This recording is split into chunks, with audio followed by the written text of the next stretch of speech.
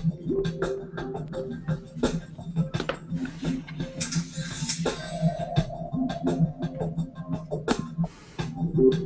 Charles, how are you? I'll just move the focus. I am good. Can you hear me? I can hear you loud and clear. I'll just change the focus on this window. Just give me one moment. Technology is wonderful. So here we are, ready for another TFT12 session. So Yes, we are. very pleased to welcome Charles Araujo to join us on TFT12 with his talk on the quantum age of IT, which sounds pretty exciting. So, Exotic, huh? yeah, it does. It does. So, Charles, perhaps you just want to tell the world a little bit about yourself and what you're bringing to the table today.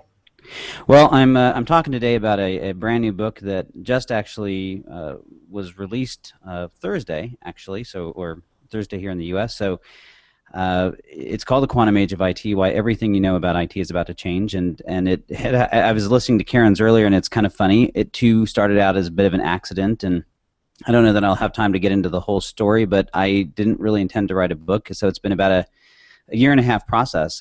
But I've been around the IT and service management industry for a very long time, and I also serve on the board of ITSMF USA, and so, I mean, this is kind of, service management is always home for me, and so while the book is not exactly about service management or not solely about service management, there's definitely a lot of applicability, and that's a little bit what we're talking about today. Great. That's I'm looking forward to hearing it. I mean, things are changing. I mean, look at what we're doing today. We're changing the face of conferences.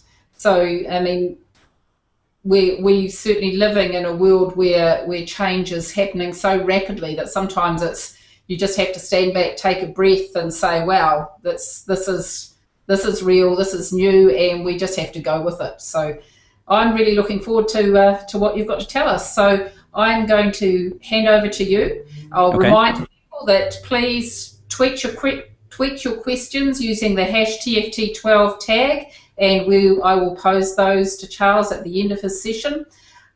So it's all yours, Charles. I will mute and hide myself and leave you to share your screen. Okay, very good. See if I can figure out how to make this thing work. After all my practice.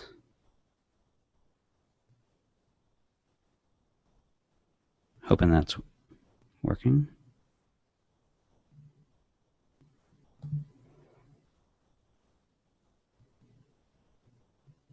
Kirsty, I'm just going to validate. Is it sharing my screen?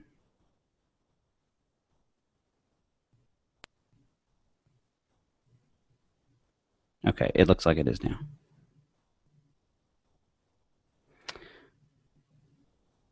I can't hear you.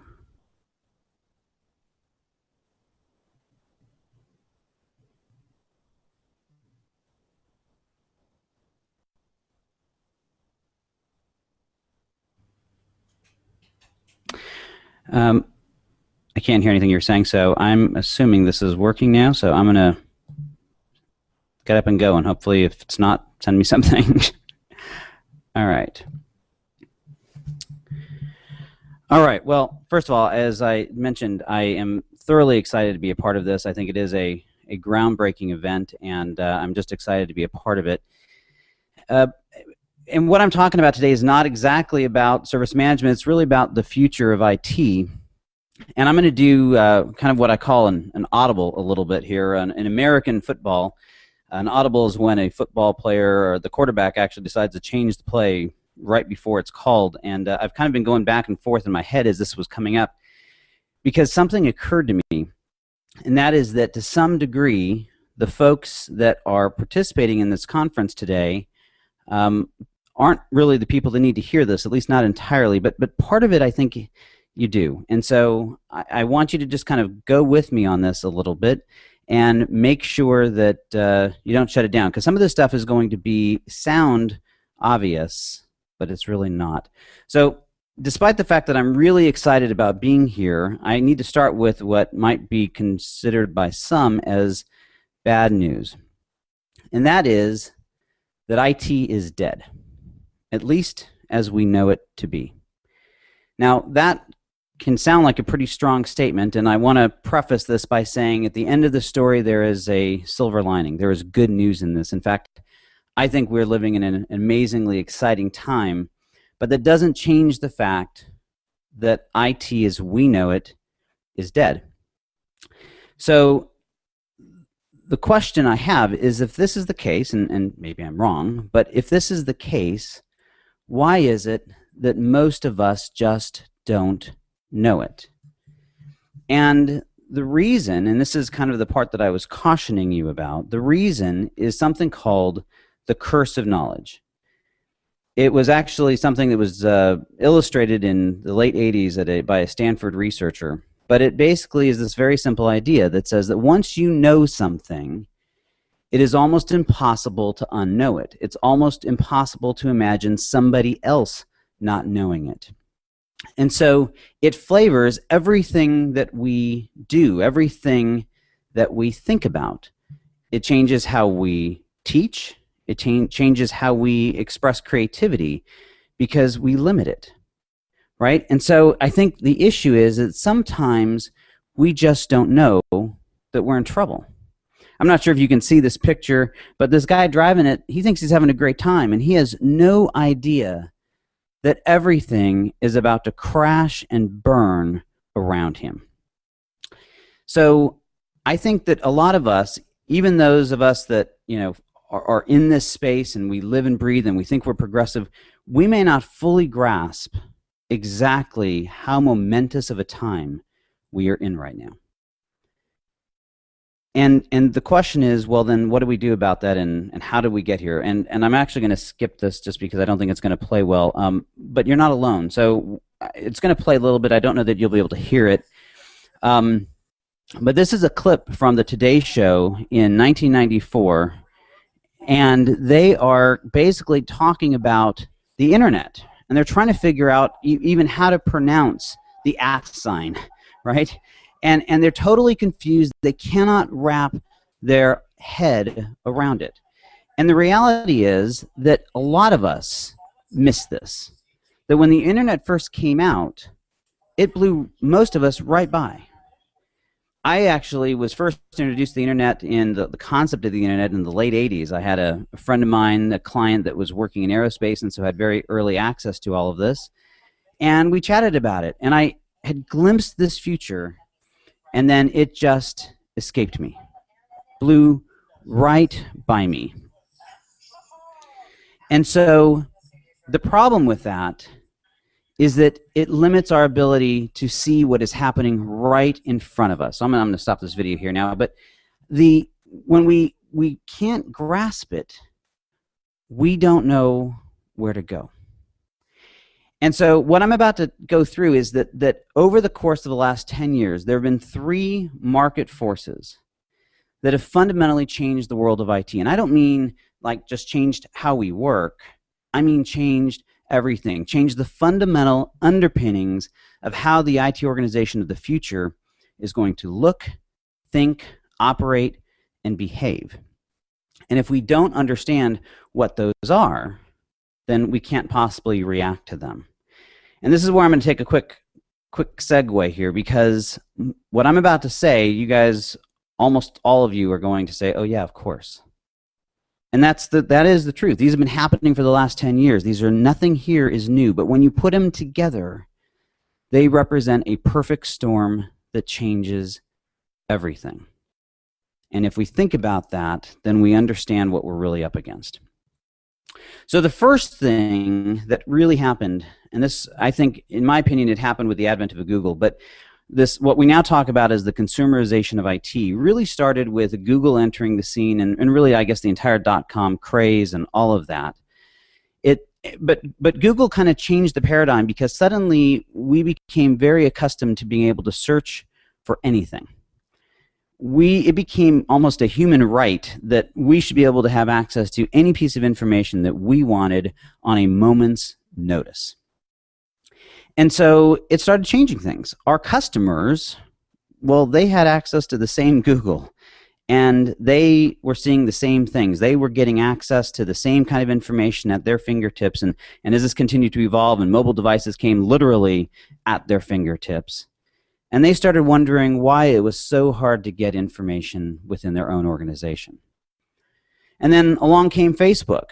And we think of Facebook often in terms of social media or social technologies, whatever we want to call it. But really, it's about collaboration. It's about that interchange between people. And again, the same thing happened. It took longer probably for Facebook to really kind of hit that stride. But the largest population of people growing, or the largest growing population of users of Facebook are people over the age of 50 now. As people started using Facebook, again, they started going, what's going on? Why is it that I can have this level of collaboration in my personal life, but not at work? And then, of course, Apple, first with the iPhone and then with the iPad, really just changed the perspective, the idea of how technology should feel to us, how it should interact with us. And so all these things come together, and we, you can call it the consumerization of IT, but really what this is it's the fundamental shift in the perception that our customers have of how IT, of how technology should work, of what the experience that they have when they procure, utilize, and even get support for that technology, what that experience should feel like. It fundamentally has changed that paradigm. So that was the first major market force, right, that's been happening, and it's really been happening, like I said, over the last 10 years or so, and it's been subtly but consistently changing our customers' perceptions of us. The second thing is the criticality of IT. So I started in healthcare, and I took over technical operations for a healthcare firm at one point, and walked into one of our hospitals and went to the admitting department, kind of introducing myself around. And there, sitting next to all the terminals, and yes, I know I'm dating myself, but next to all the terminals was a stack of downtime forms. Now, a lot of people in IT don't know what a downtime form is today.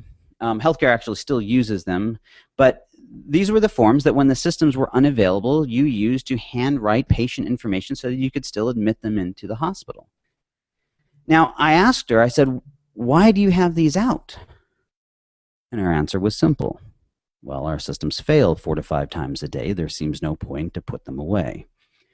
Well, I couldn't argue with that. That wasn't a really fun thing for me to hear as the person whose problem this now was. But it illustrates a very important thing. Back then, and this isn't that long ago, but really up until about the last 10 years or so, technology was used to automate the back office. It was a back office function. So yes, it was important. But when systems failed, the impact wasn't that significant. Life went on. Patients were cared for. There was not this huge impact. It may have increased inefficiencies, or some things may have taken longer, but it wasn't life or death. Today, with the advent of electronic health records and in finance, automated trading systems, and you go industry to industry, technology and IT moved from the back office to the front office. In fact, there is not a single business process in almost any organization today that is not powered in some way, and in many cases always, by technology. There's almost no facet of the customer experience that is not in some way impacted by the application of technology. And so we put our customers in a very difficult position, because at the same time, the complexity of IT has continued to escalate, to the point that many people in IT don't even understand the full span and scope of the systems that they are responsible for. And so here we have our customers who are relying for their very livelihood on these systems that they simply do not understand, that are being run by people they do not trust. And so we had the first two pieces of this perfect storm. The customer's perception of how technology should look, feel, and operate, and what their experience in acquiring it and using it should be, was changing, being modified by the experiences they were having in their personal lives. And at the same time, that technology that they weren't that happy with was becoming absolutely critical to everything they did. Now, this actually had been going on for a little bit, and it may have never changed, Except this third piece of the perfect storm finally came to bear over the last few years. And that is really the rise of competition. So as we look at consumerization, criticality, and then competition, all of these companies and hundreds more that you see up on the screen are providing technology services that up until just a few years ago could only be provided by a corporate IT organization. And so suddenly our customers have what they've always wanted: choice. And that choice means that things are going to change. And we've seen it. We've seen it, I mean, almost every organization, we've seen it today. That customers are going around IT, they're buying services directly from some kind of a cloud or a SaaS provider, and it brings them to this point where they're just often doing their own thing. But as we bring these three things together and realize what that means, realize that they have created this perfect storm, we recognize, or we should recognize, that the fundamental relationship between us and our customers has changed. And there's frankly no going back. So what does this mean? Well, I think the very first thing it means is that we have to recognize that it represents this fundamental shift in who we are. See, for most of our history, one of the things that I did in the book, and again, I did this almost by accident, and I ended up doing this huge amount of research about the history of the function of IT. There was a lot of history out there on the function or on technology, but not as much on the function of IT, how IT grew up. Well, we grew up largely as a manufacturer. We manufactured the technology that we delivered to our customers. Yes, we bought our main computers from IBM or DEC or whoever else was out there, and we may be buying some software components, but I'm old enough to remember soldering wires together, to building machines in the basement, to writing a whole bunch of code to make these things work. We were manufacturing the technology. And we organized ourselves in that very way. But see, along the way, as these three market forces began to develop, something changed.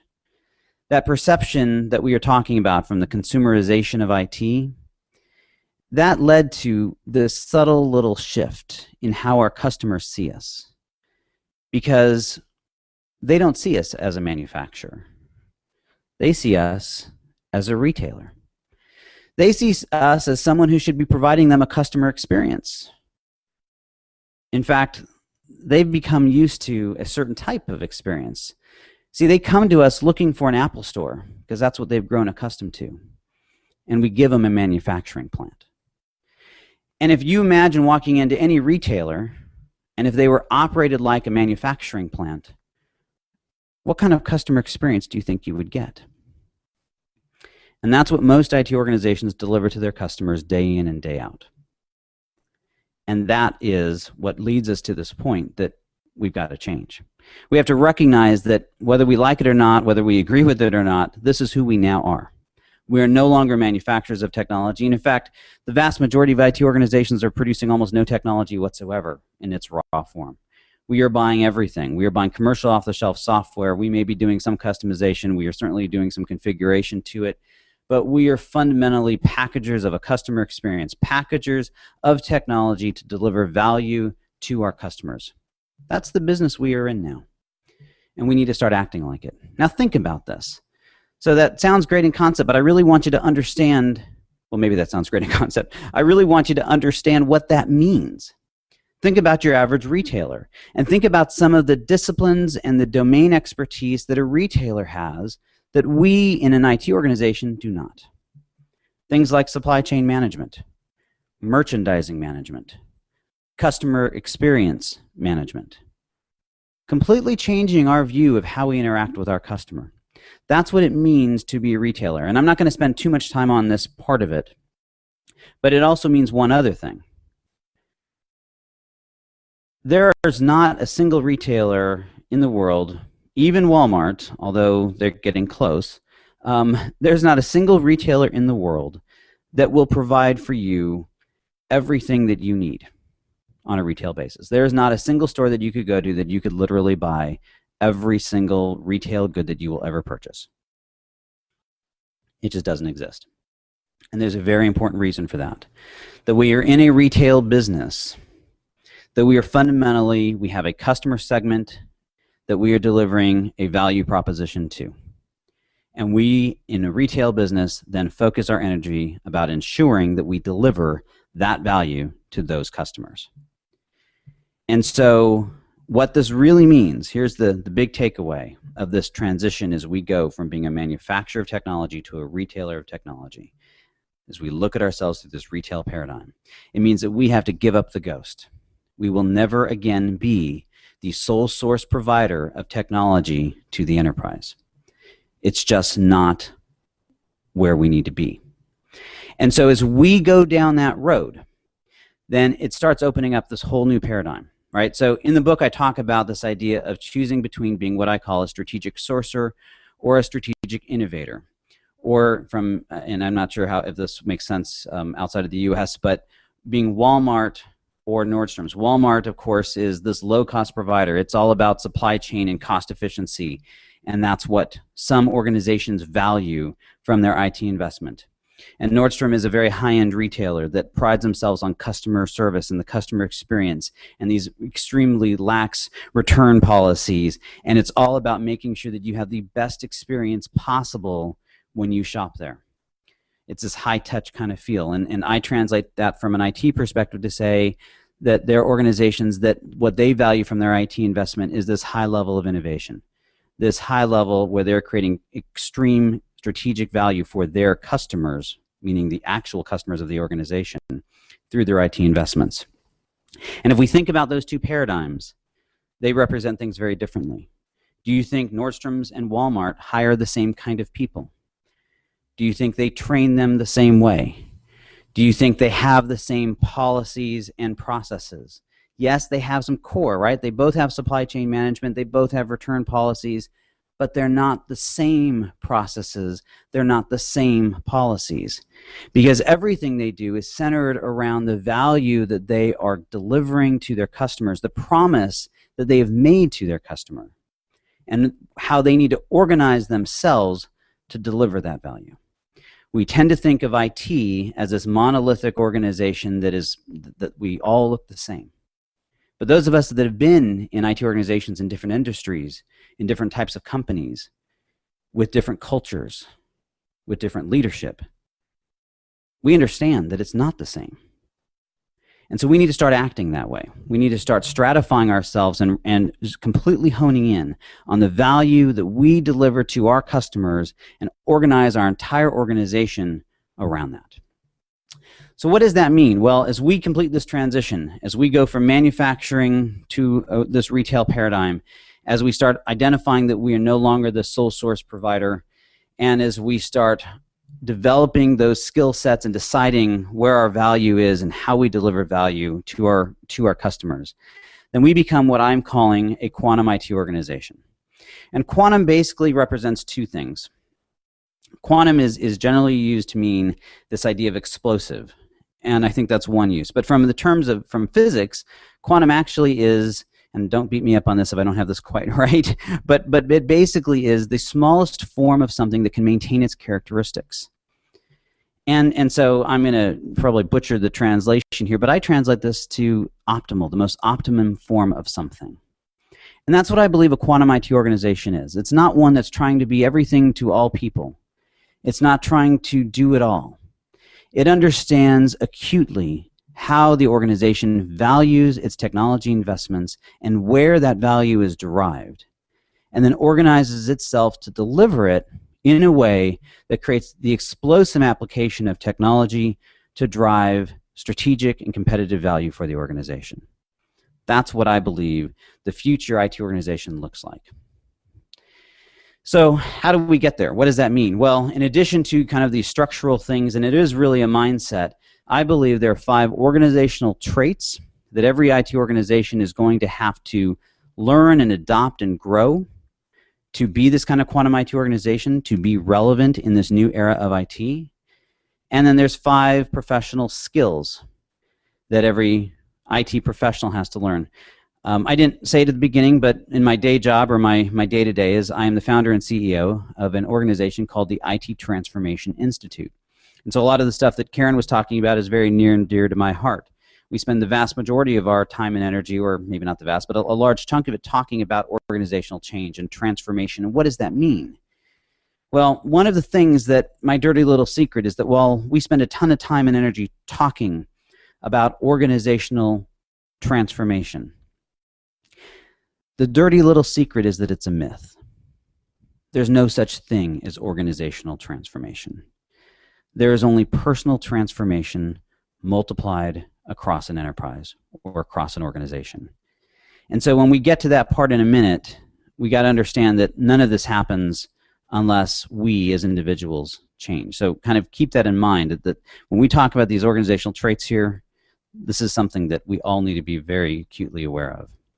Okay, so what are they? I'm going to kind of go through these a little bit quickly because I want to talk about what this means from a service management perspective, and I can talk forever on this stuff. But there's 5 traits. Now here's the first thing you're going to notice. There's not a one of these traits that are technical. This is not about cloud or any of the latest buzzwords. At the end of the day, the easiest way to describe these traits may be that they are business traits. So the first one is that every IT organization is going to have to become a learning organization. Now, learning organization does not mean that we've got really good educational practices. This actually comes from a book called The Fifth Discipline by Peter Senge, and it talks about this learning organization as being comprised of a bunch of different characteristics, but it's really this idea of systems thinking, of creating an organization that is looking at things in their totality as a system, as a continuous flow that is almost an organism. And that by doing that, we create an organization that is constantly adapting to change, constantly learning and changing to whatever is happening in the environment. And that's, I mean, it is, I mean, a lot of stuff that Karen was talking about, I mean, this is one of the biggest challenges, is that we in IT organizations are horrible at change. We just are miserable at it. And it has to be a competency that we build. We must first and foremost become learning organizations. We must become organizations that are comfortable living in a continual state of change, because that's the world we're going to be living in. One of the great examples of this is a hotel chain called the Ritz-Carlton. Many people know of it. They're a high-end brand, and they're very well regarded for their customer service. Well, one of the things that is often touted about them, that every single person in the organization, down to a housekeeper, has the authorization to spend a very large amount of money, and I always forget, I think it's $5,000, it's in the book, but you can fact check me, to make a customer, to make a guest, as they call them, happy. Now, that's a staggering thing all by itself, that I can take the lowest level employee in my organization and empower them to protect the customer experience. And that's often touted about them, and it's a great thing. But here's the part that you don't often hear. That once that housekeeper or whomever else is done with making that customer happy, of solving the customer's problem, they then go back to an analytic system that has been set up to capture what they did, to capture the problem they encountered, what they did to respond to it, and what the outcome of that was, so that the organization can continually learn from these situations so it doesn't happen again. Now, part of that is certainly about saving money. They don't want to spend that money over and over again. But it's also about protecting that customer experience, so that customer experience is better every single time. And it's a perfect case that if we do this right, we can have both. We can have great customer experiences and also run optimally and efficiently. And so organizations have to become learning organizations first. The second one is that we must become disciplined organizations. Now, this is the part that's easiest for most service management professionals because this is what we do. Discipline is about rigor and about process improvement, all of those things. But here's the thing. I think where I get frustrated with folks in the service management field is that I think we sometimes think that we're doing it for the sake of service management, and we're not. And in fact, I boiled down this trait down to one word: trust. The only purpose, other than meeting our promise, if you will, to our customer, the real purpose behind building this level of discipline is that it enables us to build a foundation of trust with our customer. Until we have that trust, until they trust us that we can deliver what we've said we're going to deliver on a routine, consistent basis, until we have trust that they can count on us, we can't have the rest of this conversation. And so we need to always go into any kind of a discipline effort, service management or otherwise, and recognize that our line is to get to that point, is to build trust, not to build bureaucracy, not to build rigor and discipline for the sake of rigor and discipline, but it's to deliver on our promise of value to our customer so that we can establish trust, which earns us the right to go to the next level. The third organizational trait is transparency. And this is where it starts to get a little tough. Those first two, everyone is kind of nodding along normally and going, yeah, that makes sense, I can get that. And then we get to transparency.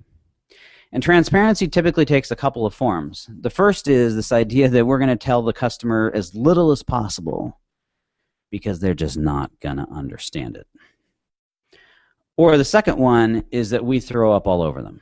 We just give them every single little technical detail that they could possibly want in the hopes that we confuse them enough that they just give us what we want.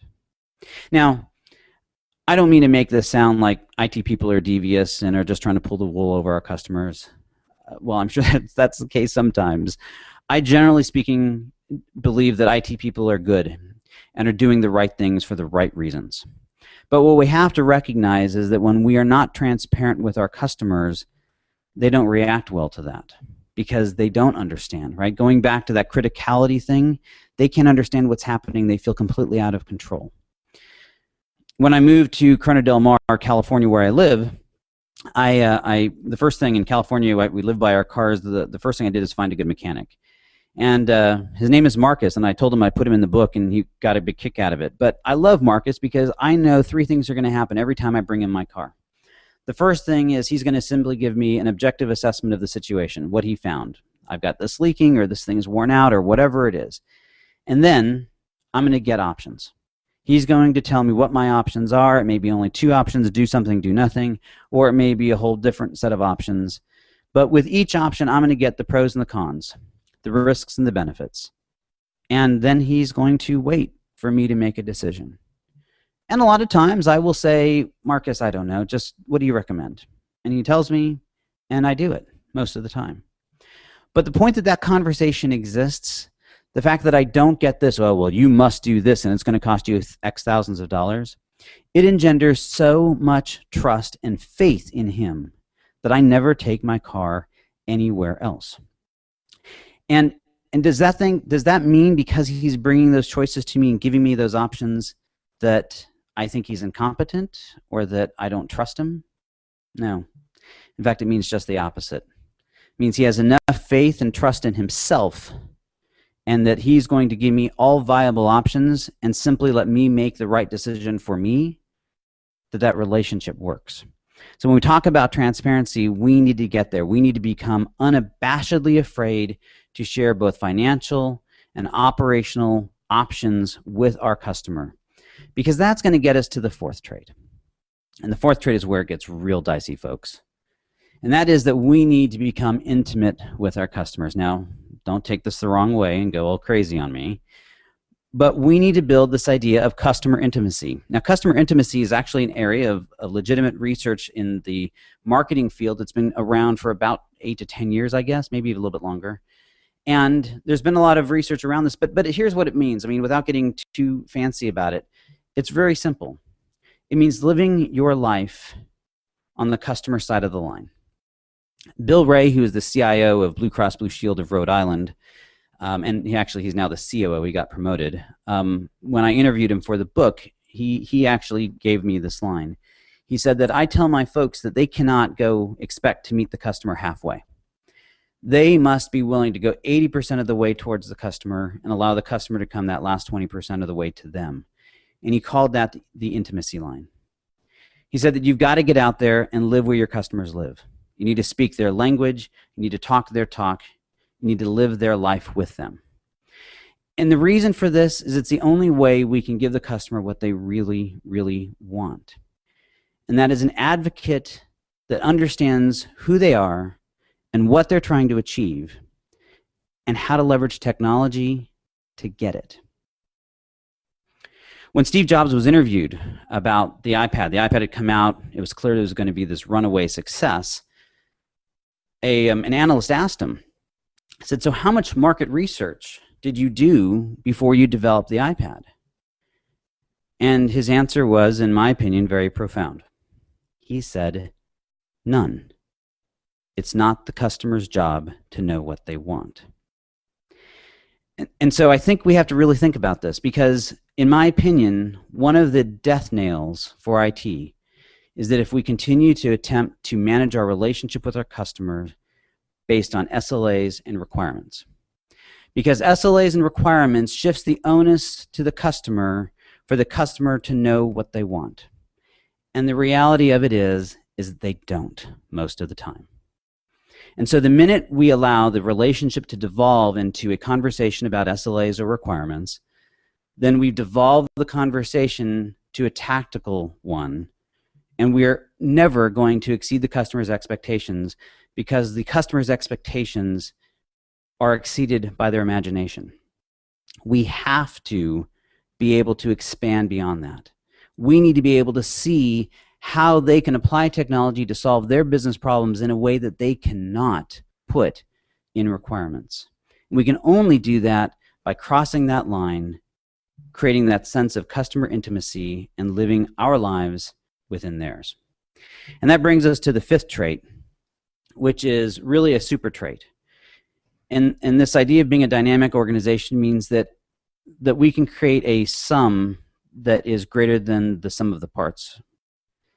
That by bringing all these four previous traits together, by being a learning organization, by constantly adapting to change and becoming accustomed and used to it, and even enjoying that constant change, and doing it from a context of high levels of discipline and rigor, and doing it in a way that we interact with our customer, giving them choice by being transparent with everything we're doing and making sure that they're making the right decisions for them, not for us, and that we are able to do that because we have this high level of intimacy with them that creates a foundation for relationships where we are their advocate, helping them leverage technology to solve their problems and to take advantage of market trends that are in their best interest.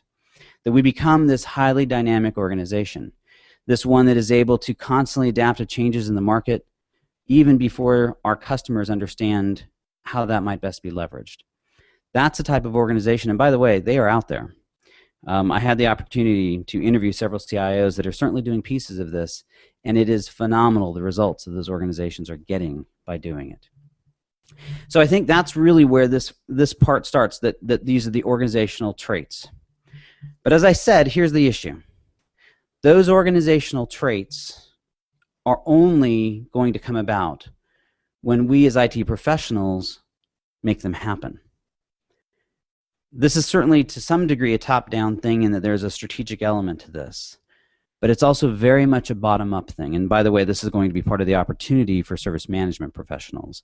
But IT professionals have got to learn that the whole world around them is changing, and that our technical skills may very well be our undoing if we do not learn these new professional skills that we're going to need in this quantum age of IT.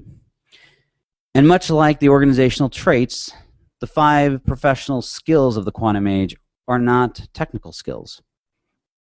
Not a one of them. These are also basically business skills. The first is financial management. It baffles me that the entire rest of the organization talks the language of finance, the language of numbers. Every single decision in the organization is fundamentally made based on some form of financial metric, with the exception of IT in most cases. Even something as simple as a network upgrade, we need to get used to and accustomed and comfortable with having that conversation in terms of financial metrics that are meaningful to our customers. We need to be talking in terms of increased revenue, increased profitability, increased market share, return on equity, return on capital, shareholder value. If we are not using those terms and converting every single thing that we are doing, translating that into that financial impact that is meaningful to our customers, then we will remain forever marginalized. This is a skill. This is not easy. A lot of us got into IT not because we are good with numbers, but we have to build this competency. at every single level. And I mean this. I mean, even at a service desk level, I don't care what level of the organization you are, we all need to speak this language. Because otherwise, it's kind of like we're doing business in another country and we don't bother to learn the language they speak. And then wonder why we can't provide them good service or develop good products that they want. Because we don't understand a lick of what they're saying to us. We've got to develop financial management skills. The second one is critical thinking skills. Now, the good news about this is it's a whole lot easier for us because most of us have these just baked into us, right? Most of us got into IT and into technology because we have critical thinking skills and we love using them. We love exploring new things. We love figuring things out. But this is actually one of my major bugaboos about service management, because somehow we start talking about improving the organization and how we manage, and we throw it all out the window. All these critical thinking skills just go kaput. We want to talk about best practices like we can just take it out of the book and say, hey, that's it. If I had $1 for every single time an IT executive told me, Charlie, can't you just tell me how everyone else does this so I can do the same thing? I would be really rich. But see, it doesn't work that way. Because when we simply copy everybody else, then at best, we can be just like everybody else. The purpose of technology is to drive competitive value to the organization in some way, either through efficiency, if I'm a strategic sourcer, or through market advantage, if I'm a strategic innovator. But in either case, I need to critically think about how we're going to do that. And simply applying anything out of the book doesn't make sense. So yes, I need to use every single framework I can get my hands on: ITIL, COBIT, ITCMF, ASL, BISL. Take your pick. In fact, pick all of them. We need to use them as the foundation for where we begin the conversation, but we've got to recognize that we are not paid to copy a best practice. We are paid to think and to use our skills to create value for the organization. So those frameworks are a starting point, not an end point. The third part, the third skill that we all have to learn or develop, I suppose, is marketing and communication. IT people love to think that we don't have to sell our services, that we don't have to sell ourselves, that our work should speak for itself. Well, might be nice, but it doesn't work that way. And what we have to remember is that we are in competition now. We have a whole host of providers out there that, you know what, they're really good at marketing and communication. And they're talking our customers' language. They're talking in their terms. They're looking for ways to help them improve their business. And we as IT professionals within the organization need to be doing the same thing. When an IT organization involuntarily loses to an outsourced provider of some sort, especially when it really didn't make sense, it's a shame, because the IT organization honestly has no excuse. They have a captive market who they should know incredibly intimately, and they have no profit motive. And they're competing with an organization that neither has the same level of access and has that profit motive. And when you lose to them, it is fundamentally, in addition to that intimacy that we talked about, it is almost always a failure of marketing and communication. It is a failure to understand how value is perceived in the organization and to be able to communicate the services that we are providing in a way that demonstrates that that value is being delivered. The reality is that most IT organizations that I go into are actually doing a really good job. It's just that nobody knows it. So we need to learn that. The fourth one is innovation and collaboration. Now, here's the thing. In the quantum age, as we move forward, the reality is that almost no technology innovation is going to occur within the walls of IT. We just have to come to terms with that. In fact, it really hasn't happened much for a while. But that doesn't mean there's not a market for innovation in IT. In fact, there's a huge market. Procter & Gamble is widely viewed as one of the most innovative companies in the entire world, and they make nothing but commodity products. They sell laundry detergent and soap and a whole bunch of other stuff I don't even know. And yet they're viewed as highly innovative. Why? Is it because of their products are innovative? No. It's because their business processes are innovative. They're innovative in how they market, in how they distribute, in how they bring things to bear to derive value for their shareholders and for their customers. So there is a tremendous opportunity within the IT organization to drive innovation if we approach it the right way. if we understand that we are looking for business process innovation, which is fundamentally saying, as we understand the business process and understand how value is delivered to our customer's customer and how value is therefore extracted from the IT services that we're providing, how can we recombine those to create more value? How can we leverage the technology either that we already have or that we can acquire to create distinct value that is unique to our organization? And the reason collaboration is part of that is that that innovation will never occur in a silo. That kind of value extraction will only be multiplied as we cross the functional domains of the IT organization. And so those skills, to be able to build those coalitions, most of the time ad hoc coalitions, and to drive that level of business process innovation is going to be an incredibly sought after skill. And the last skill of the quantum age is leadership. And I think there's a challenge in IT organizations is that I do know how this happened because I kind of went through and studied this history, but we've got this hierarchical approach in IT organizations today. And I think a lot of times we equate leadership with management. Oh, well, the CIO is our leader. Well, I hope the CIO is your ultimate leader. But here is what it breaks down to, is that we're moving into a fast world. And not just for us. Our customers are living in a fast world. Why do they want what I'm talking about here so badly? Why do they want an IT organization to look and operate this way? Because they desperately need it. They are being hit left and right with market changes that are coming at the speed of light. And they need an IT organization, they need an IT partner that can come alongside them and help them survive it. In that kind of a world, we can't survive with a hierarchical structure. And so leadership is going to have to filter down at all levels of the organization. And my core belief is that literally every single IT professional needs to see themselves as an IT leader. Even if you're only an IT leader of one, it means you need to view yourself that way, that you're not sitting around waiting to take an order, that you are always looking to drive innovation, that you're always looking for opportunities to improve, you're always looking for gaps that can be filled. You're applying all of these skills. You're embodying these 5 traits.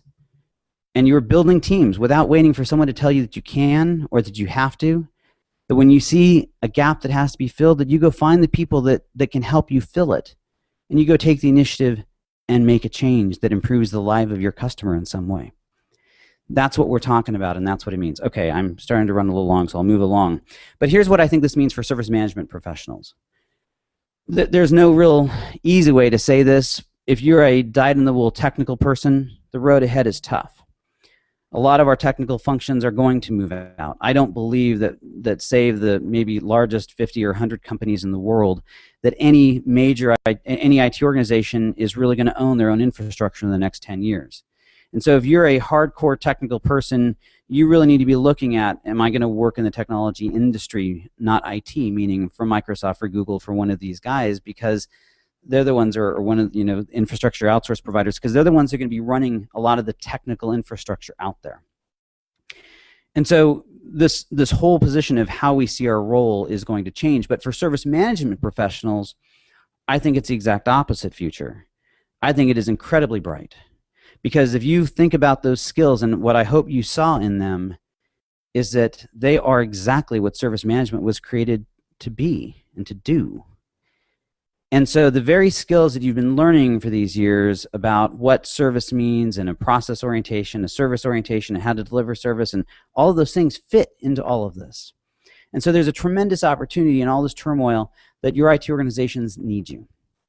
In fact, they really do need you to step up and help. And I believe in 4 very specific areas, 4 gaps that you can help fill.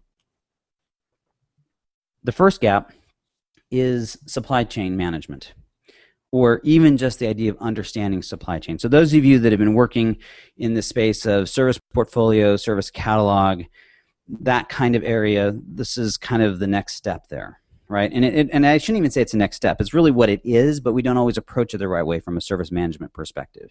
It is literally building that map all the way from a customer experience back to our providers in this ecosystem. And I think that's probably the one big change in this, is that we tend to think of service catalogs as inside the walls of IT, but it's really about building the supply chain that is made up of our ecosystem of providers that we are bringing together to deliver discrete value to our customers. Service management professionals, at our heart, we understand this.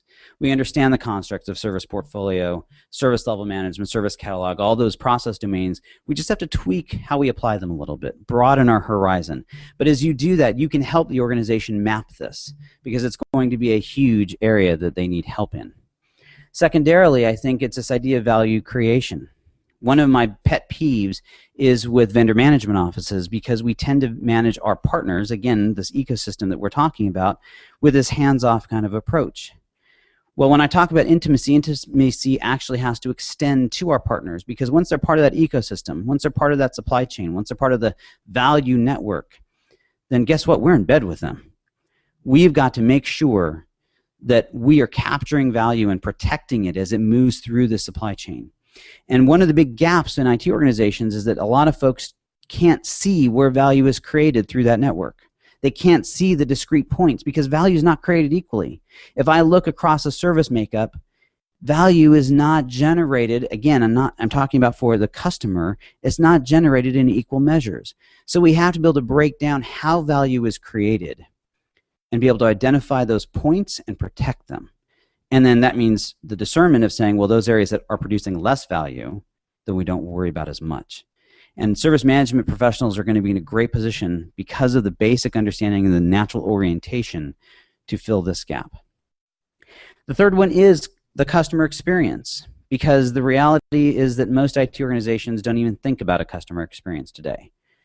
With the work of a service desk and the disciplines of incident management and problem management and some of these other areas, we've got the kernel, the building blocks. But we, again, have to take it to another level. We have to think beyond just process and think about that customer experience.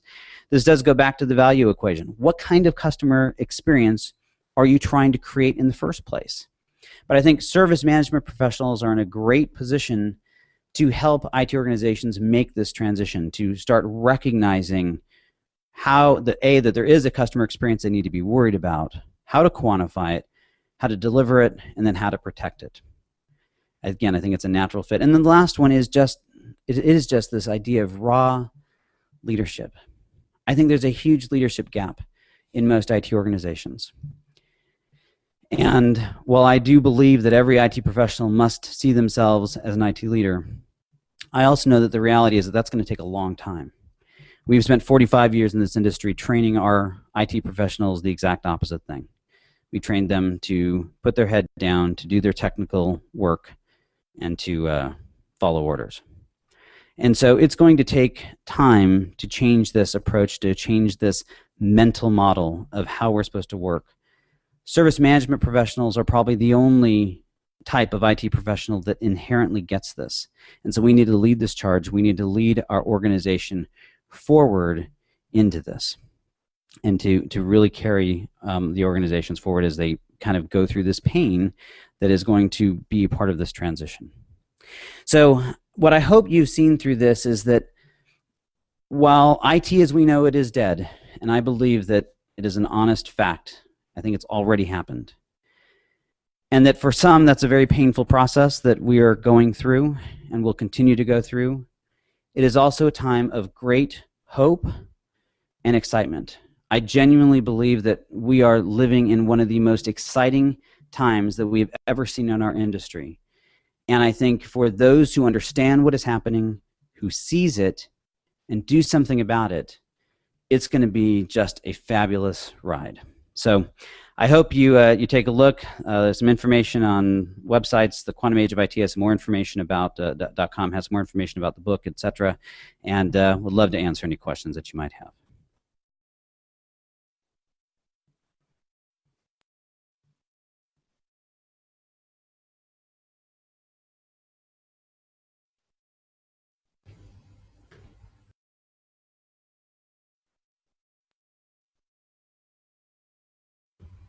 Hi, Charlie. Hi there, Kirsty. Sorry, I have to sit back down. I stand up when I present. I can't help it. Yeah. No, that's great. That was. I mean, obviously we haven't got a lot of time left, and that there are. I had a whole suite of things I wanted to fire at you, but we're trying very hard to keep to time. So one of the things that I guess I want to ask is, if you were sitting down in front of a 16, 17, 18-year-old now who says, I want to work in IT, what would you say, where should they look? What should they do? What should they study? What skills do they need to really make a difference in IT? Well, I think so. The question is now going to become: do we mean IT or do we mean technology? And so I think the traditional technologists are going to continue the traditional computer science, and they're going to go that way. But if you want to live in what I think we call IT, working in an enterprise organization, the very first thing is that it's a mix. I mean, you still need the technical skills, right? You need to understand the bits and bytes. You need to be able to do that translation, but you've got to understand the business skills. And I also think this is even more than just raw education. I think organizations are going to have to change how they even bring people in. GE has and they don't actually do this in IT as far as I know, but they have this great process where people that are on their senior tracks move between divisions to learn the different elements of the business. IT organizations need to start instituting the same kind of things, where we put people on rotations where they're spending time in the different business units to learn. The other thing, I think that the day of people like me, journeyman IT people that worked in multiple industries, kind of comes to an end. You're going to have to start picking your industry because you can't get that level of intimacy without specializing. Yeah, no, I completely agree. I mean, I think what we're seeing now is that IT really matters so much that it actually doesn't matter. It's just there. It's part of everything we do. I mean, I have very close friends who have a dairy farm. They milk 400 cows. Every single one of those cows has a chip that's red when it walks into the shed. They have movement sensors hanging around their necks that send an alarm if they stop ruminating, because the farmer then knows that they are ill. So, I mean, 10 years ago, even 2 years ago, you wouldn't have dreamed of a primary producer being that entrenched in IT. So, yep. I mean, it's everywhere. And that's exactly it. And so the whole point of IT needs to stop, kind of let go of trying to be the sole source provider. I mean, you just illustrated it, is because it is ingrained in everything. The reality of it is that there's huge chunks of it that just aren't that strategic, aren't that important, and we need to let those go, because if we spend all of our time trying to juggle all of those balls, they fall. But if we instead focus on those things that produce the most value for the organization, that are most important, then those are the things that they actually care about, and that's where we can remain relevant. And here's the thing, I didn't say this, but I go talk to business executives about this as well, and it's been interesting how much business executives are reacting to the book and the concepts. But the truth of it is that if this goes this way, if we as IT professionals and organizations don't make this change, not only do we lose, of course, but so do our customers, because they end up with what they think is their only option, but it's not great for them. It's a really bad outcome. So we've got to do this not only for our sake, but for the sake of our customers, because they need us to succeed. And the last little comment there is that we often kind of go into it, we in IT have been beat up for years and years and years, and we think that our customers, hate us and they don't care about us. Let me tell you something. There is no greater fan that we have within the organization than our customer. They desperately want us to succeed, and we just need to ask their help in getting there. Yep. I have spent most of your presentation sitting here nodding. It's it's great stuff. So I'm going to go out and buy your book. Well, I appreciate that. Okay, Charlie, thanks so much for your time. It's been an absolute pleasure having you on TFT12, and it's the start of big things to come. And, well, this has been great. Thanks for having me. It's a great conference, I guess we'll call it, and I'm excited to be a part of it. Thanks. Great. Thanks, Charlie. Talk to you again soon.